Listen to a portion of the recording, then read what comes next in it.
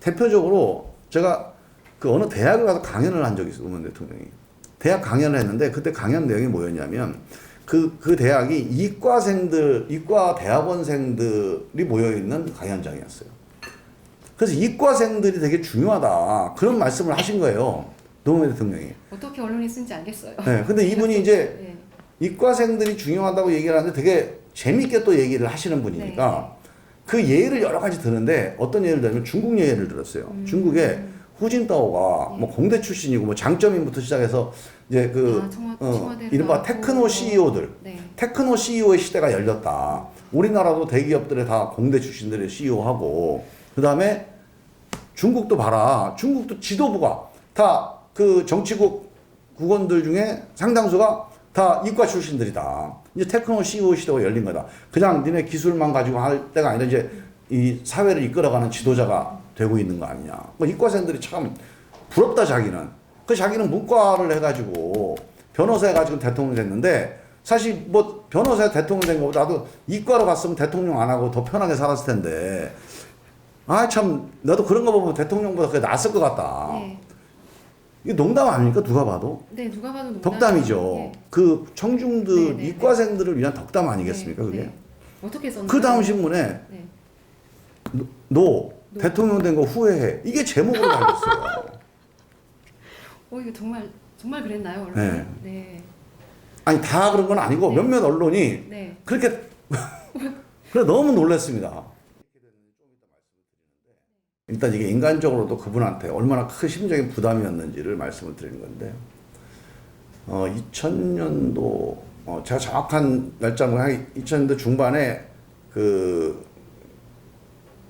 일본 총리하고 네. 정상회담을 이제 일본에서 한 적이 있어요. 그 만찬을 하지 않습니까 저녁에? 네. 그때가 고이즈미 총리였을 겁니다. 총리한테 물어보더라고요. 당신은 국정 수행하면서 언론 때문에 힘들지 않냐? 고이즈미 총리도 당연히 힘들다.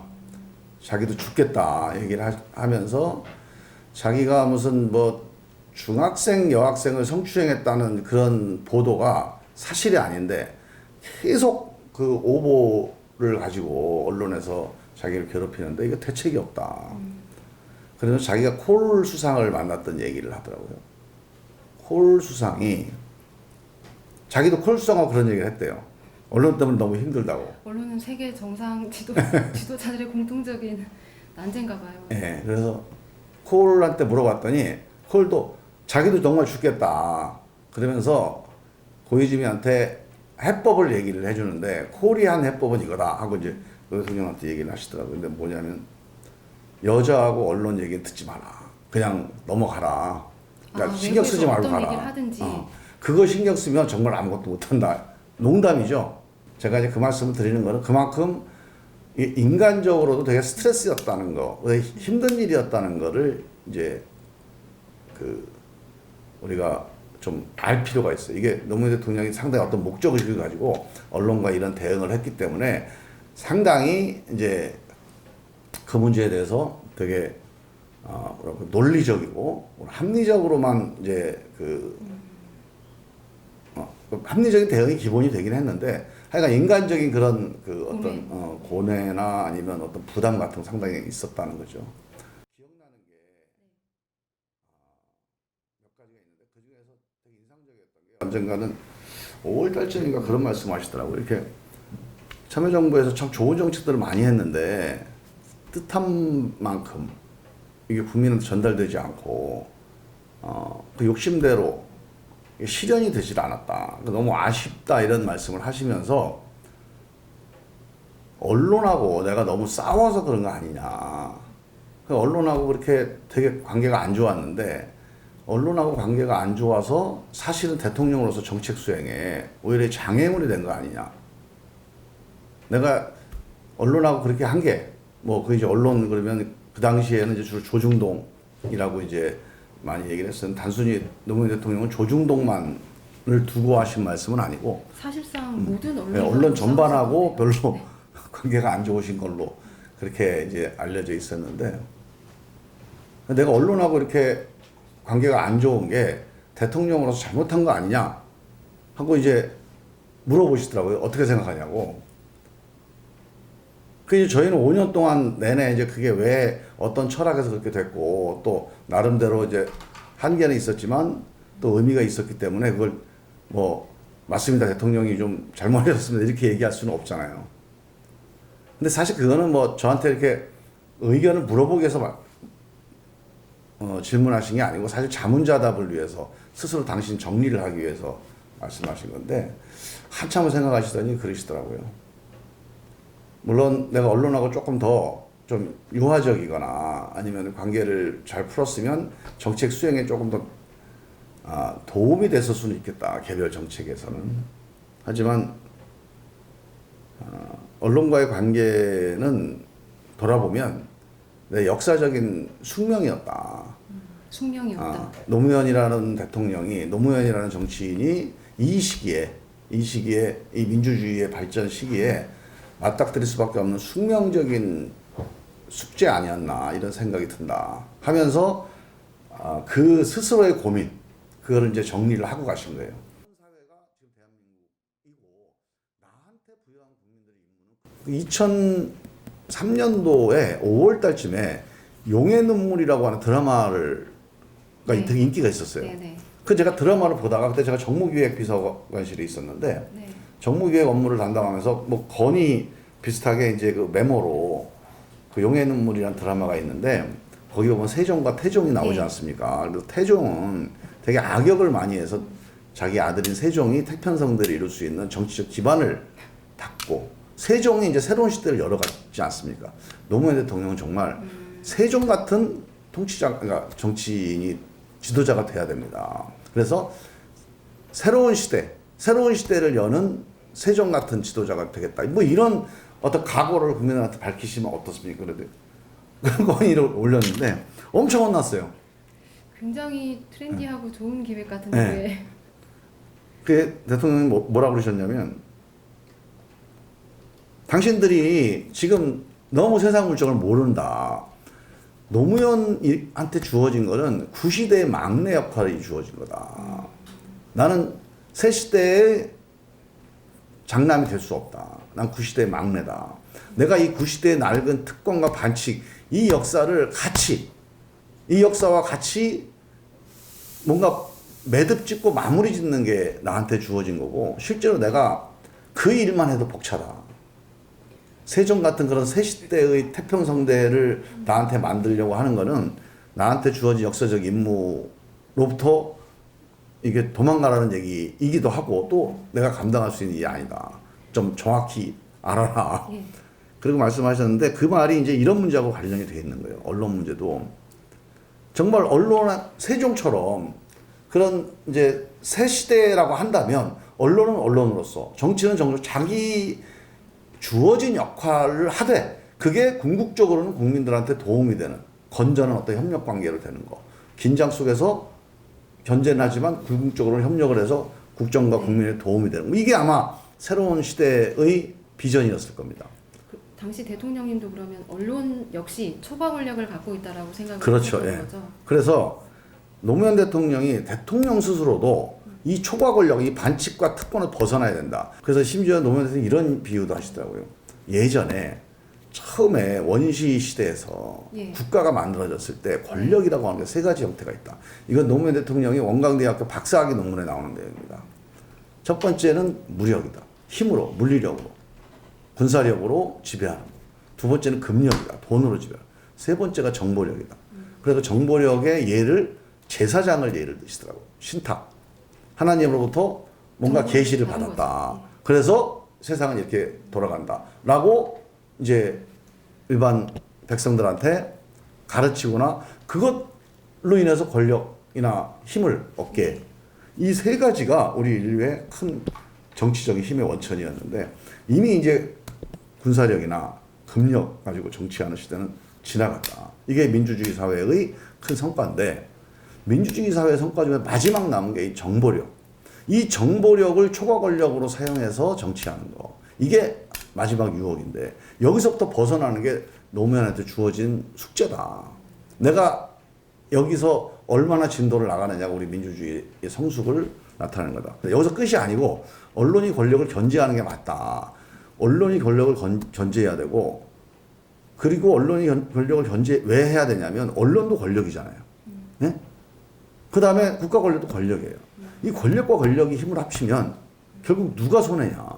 국민들이 손해다. 뭔가 덮이게 되고, 뭔가 전달이 안 되게 되고, 뭔가 판단이 잘못되게 되고, 그러면 그 가장 큰 피해자는 국민이다. 언론은 당연히 권력을 견제해야 된다. 그런데 문제는 지금까지 언론은 권력과 결탁을 해왔다. 그래서 권력이 언론에게 잘해주는 거에 익숙해져 있어서 언론이 권력을 견제하는 정상적인 견제 이상을 견제하고 있다, 지금. 그걸 또 언론의 초과 권력이라고 본 거예요. 왜곡된 주장이다. 이런 사실, 그러니까 그 사실에 대한 그 사실과 주장의 왜곡을 통해서 그 언론 권력을 행사하면 안 된다. 거기에 대해서는 권력이 맞서야 된다. 그런데 왜 권력이 맞서야 되냐, 그거를. 많은 사람들이 물어봤어요. 그걸 왜 권력이 해야 됩니까, 정부가. 권력과 언론을 동등한 위치에서 보신 것 같은데요, 네. 대통령은? 당연히 동등한 위치에서 봤죠. 근데 문제는 사실 우리 국민들은 더 세다고 보잖아요. 정치 권력이. 그렇죠. 예. 그러니까 아니 대통령이 그걸 하면 국민들은 힘으로 누른다고 생각합니다. 하지 마십시오. 이거 5년 내내 싸움이었어요, 이게. 근데 노무현 대통령은 아니다. 힘이 세지 않다. 나는 적어도 국정원, 검찰, 그리고 여당, 그 다음에 공영방송, 뭐 이런 식의 초과 권력. 예전에 이제 국영방송, 관영방송을 했잖아요. 방송. 네. 그 다음에 일단 그 뒤에서 이렇게 거래해서 협력 우군으로 만들어 놓은 언론, 신문사. 이런 거 없다, 나는. 근데 법대로만 하는 대통령한테 무슨 초과 권력이 있겠냐.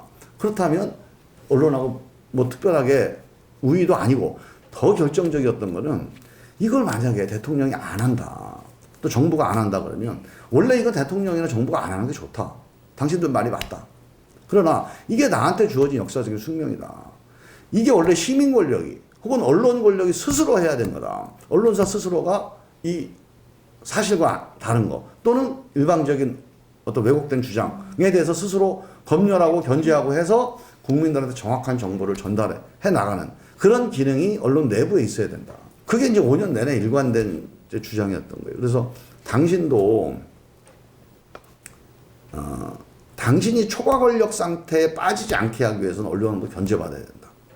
그러니까 언론이 견제를 해주면 자기한테 도움이 된다. 당신한테. 듣고 보니 굉장히 논리적인 어떤 체계를 딱 갖고 네. 정책을 실시를 하신 것 같아요. 그래서 5년 동안 언론은 몰랐고. 네, 5년 동안 그래서 이게 바뀌질 않은 거예요. 저도요, 우리도 그랬죠. 한 1년 지나고 나서는 이제 좀 바뀌겠지. 몇 번을 저희들이 건의도 하고 언론과 관계는 조금 이렇게 가야 됩니다. 예를 들면 인터뷰를 이제 하는 게 있잖아요.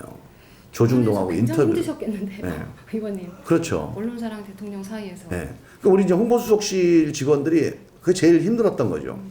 그래서 저희도 착각을 했던 게 이게 한 1, 2년 지나면 좀 바뀔 거라고 저희는 생각을 한 거예요. 누가 바뀔 거라고 생각했어요? 노무현 대통령도 그렇고 언론도 그렇고. 그 중에 누가 더 바뀔 거라고 대통령? 근데 양쪽 다 네. 안 바뀐 거죠. 그리고 양쪽 다 사실은 노무현 대통령은 오해는 아니고 그건 당신의 철학이었고 언론은 약간 좀 오해가 있었습니다. 적대감의 발로라고 생각을 했어요.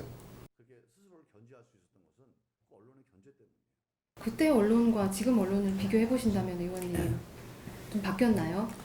초과 권력이 좀 정상 권력이 된 것 같으세요? 어떠세요? 근데 저는 지금도 좀 변화가 필요하다고 보는 게요. 이제 지난 이명박 노무현 정부 그러니까 노무현 정부 이후에 이명박 박근혜 정부 10년 동안 아마 이제 그런 변화가 계속 됐다면 네. 조금 달라졌을 거라고 생각이 드는데 다시 또 이제 언론과 권력이 좀 불건전한 협력 관계라고 볼 수 있는 이런 여러 가지 관계들이 계속되는 거 아니었나 하는 걱정들이 좀 있어요. 그래서 지금 문재인 정부 들어와서도 또 이런 거거든요. 그 언론이 여러 가지 비판을 할 수 있습니다. 네. 근데 하여간 사실에 대해서는 분명하게 사실에 대해서는 언론 스스로 뭐 정부나 아니면 취재원이 지적하기 전에라도 네. 사실에 대해서는 언론 스스로 엄격해야 돼요. 그래야 언론의 신뢰를 유지할 수 있거든요. 그리고 우리 국민들이 양질의 정보를 접할 수가 있어요. 사실에 대한 그런 엄격성, 그 다음에 또 하나는 이제 그 어떤 그 정파적인 네, 이해관계. 편파. 네. 그러니까 우리 입장에 맞는 어떤 뭐 정치행위라든가 정책에 정책. 대해서는 되게 우호적으로 네. 이제 과도하게 하고 좀 안 맞는 거에는 너무 또 과도하게 비판하고 저는 각 언론사가 자기 입장이 있을 수 있다고 봐요. 언론사의 입장이 있지만 언론사의 입장과 다른 정책에 대해서 다른 이유를 충실하게 같이 보도해주면서 언론사의 입장을 전달하는 게 언론 권력의 책임이에요. 만약에 언론사가 자기 입장만을 전달하는 그러면 이런 상하수도 같은 공공 인프라를 언론에 줄 수가 없습니다. 그래요. 그런 식의 권력을 줄 수는 없어요. 그러면 학자들 같은 권력을 줘야 돼요. 그냥 자기 개인 1인 미디어로서 권력을 줘야 됩니다. 자기 입장만 얘기를 하려면 자기 입장이 있더라도 자기와 다른 입장이 왜 그런 입장을 갖는지를 분명히 같이 적시해 주면서 보도를 하는 게 우리 공중파 뭐 종편도 있겠고 방송과 신문 이게 다 그냥 자기 집 앞마당에 있는 우물 같은 게 아니고 상하수도 같은 역할을 하는 거거든요. 국민들한테. 이 상하수도 같은 인프라가 사회적으로 제공된 거예요. 그 상하수도에다가 자기가 물을 계속 공급을 하는 그 권한을 갖고 있는 거거든요. 그 권한을 행사할 때 정말 공정하게 행사해야 된다. 그런 점에서 보면 우리 언론이 조금 더 좀 변화돼야 된다는 건데 노무현 대통령이 계속 강조하셨던 게 그겁니다.